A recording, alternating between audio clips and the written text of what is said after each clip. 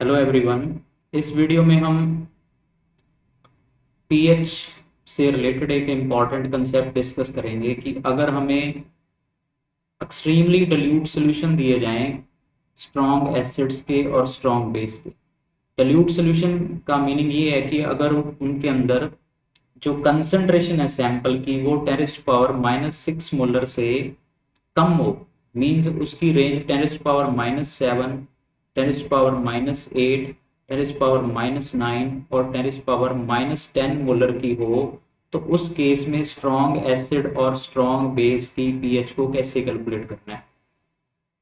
सबसे पहले इस चीज के लिए इम्पॉर्टेंट हमने एक रूल नोट करना है कि अगर आपके सैंपल में हाइड्रोनियम आयन या हाइड्रोक्साइड आयन की कंसंट्रेशन 10⁻⁻6 से लेस है, तो उस केस में अगर आपका सोल्यूशन एक्वस है तो उस एक्वस सोल्यूशन में हमें वाटर के अंदर जो हाइड्रोनियम और हाइड्रोक्साइड आयन प्रेजेंट होते हैं उनकी कंसंट्रेशन को भी कंसिडर करके सैंपल की पीएच कैलकुलेट करनी है।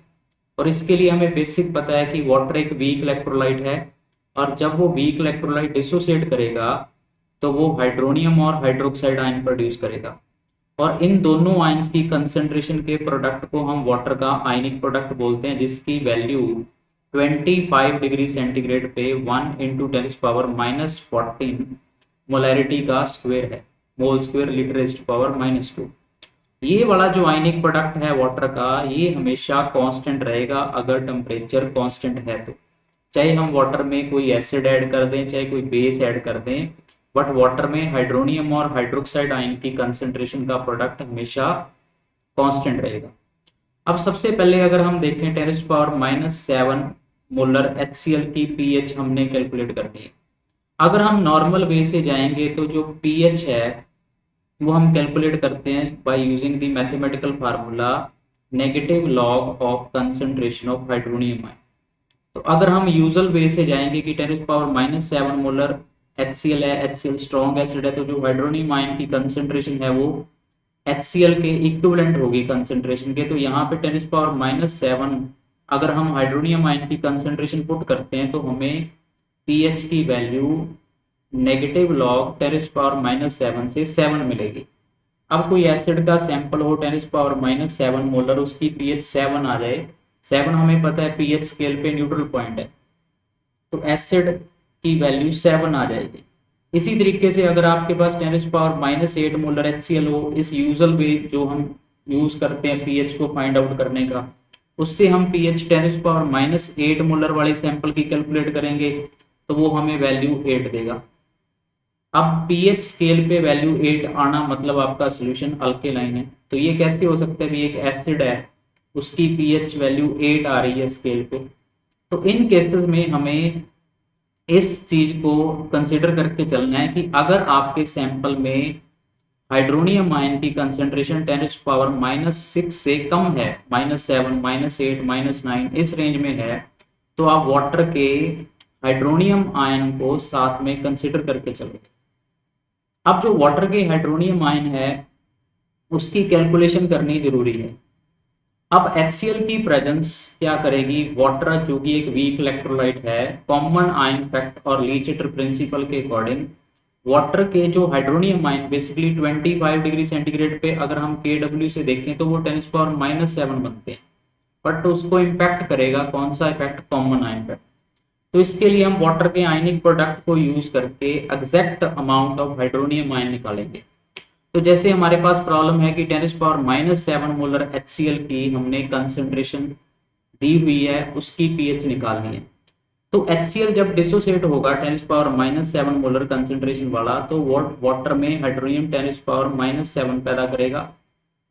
इसी तरीके से जो वाटर है इसके हाइड्रोनियम आयन की कंसंट्रेशन हमें नोन नहीं है, क्योंकि लीचेटर प्रिंसिपल और कॉमन आयन इफेक्ट के कंसेप्ट को जब आप लगाएंगे तो वो जो वाटर के हाइड्रोनियम आयन है वो एग्जैक्टली 10⁻7 नहीं आएंगे। तो हम इसको लेट कर लेते हैं भी हाइड्रोनियम आयन वाटर के x हैं और हाइड्रोक्साइड आयन भी x है। तो अगर हम पूरे सैंपल में अब देखें तो 10⁻⁻7 मोल पर लीटर हाइड्रोनियम आयन की कंसंट्रेशन जो है वो HCl से आ रही है, ये 10⁻⁷। और वाटर के जो हैं हाइड्रोनियम आयन वो लेट कर लेते हैं हम X है, और जो वाटर के OH नेगेटिव है वो भी X होंगे। तो अगर हम टोटल हाइड्रोनियम आयन वाटर के सैंपल के अंदर देखें जब HCl का सोल्यूशन प्रेजेंट है तो वो होंगे total hydronium ion 10⁻⁷ plus X, और हाइड्रोक्साइड है X।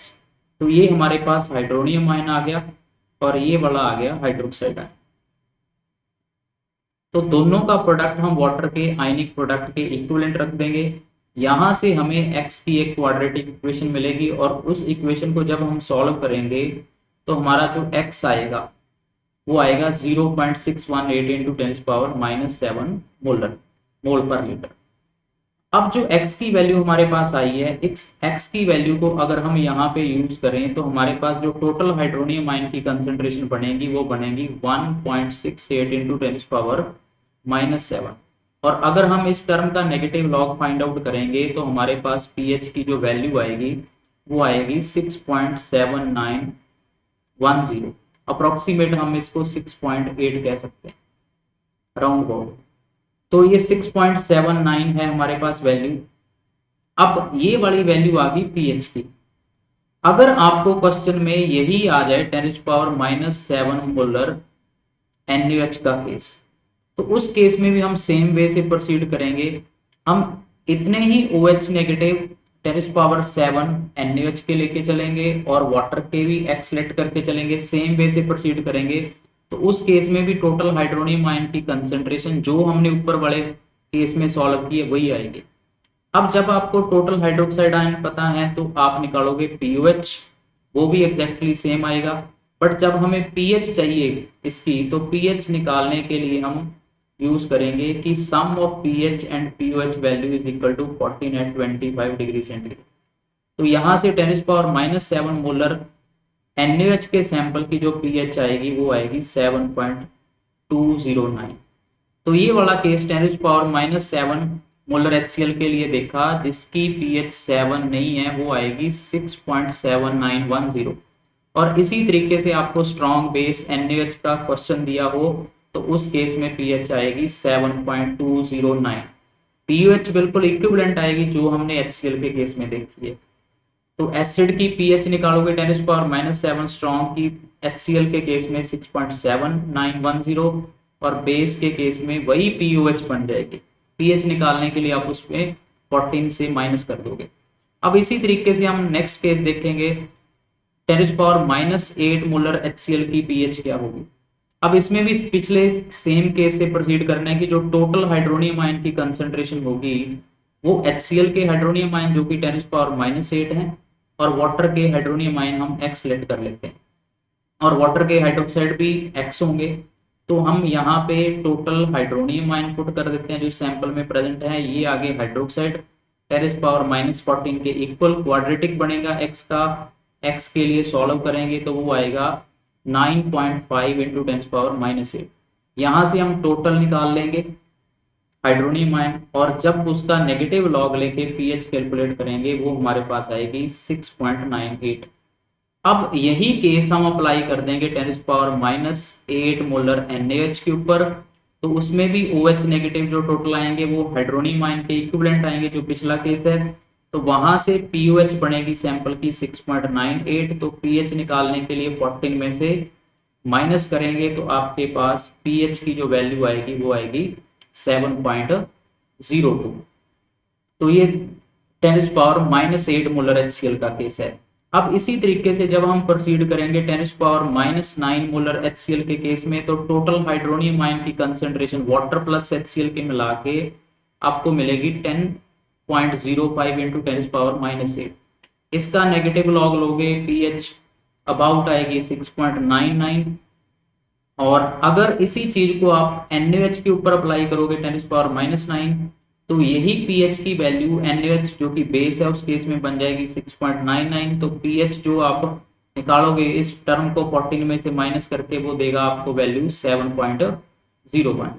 बट अगर आपको सैंपल 10⁻⁻10 मोलर HCl या 10⁻⁻10 मोलर NaOH का दिया जाए तो उस केस में जो एसिड और बेस के हाइड्रोनियम आयन या हाइड्रोक्साइड आयन है वो वाटर के 10⁻⁷ से बहुत कम है, तो उस केस में आप वाटर के ही हाइड्रोनियम आयन और हाइड्रोक्साइड आयन कंसिडर करोगे तो पीएच अबाउट आपकी 7 आएगी। तो इस तरीके से आप अगर कोई भी स्ट्रॉन्ग एसिड और स्ट्रॉन्ग बेस का सैंपल डिल्यूट है, मींस 10⁻⁻6 से कम कंसंट्रेशन वाला है, तो इस वे से आप पीएच को कैलकुलेट करेंगे। तो अगर हम अब समराइज करें इस चीज को, तो हमारे पास डिल्यूट सॉल्यूशंस की जो कंसंट्रेशन 10⁻⁻6 से कम हो एसिड और स्ट्रॉन्ग बेस के केस में, तो 10⁻⁷ मोलर HCl की पीएच 6.7910 है, जबकि सेम केस में NaOH की पीएच 7.209 है। 10⁻�8 मोलर HCl के केस में 6.98 पीएच है, NaOH की पीएच 7.02 रहेगी। 10⁻⁹ मोलर के केस में 6.99 है और NaOH के केस में पीएच 7.01 है, और 10⁻⁻10 मोलर के केस में पीएच आपकी नियर अबाउट क्या रहेगी, 7 रहेगी।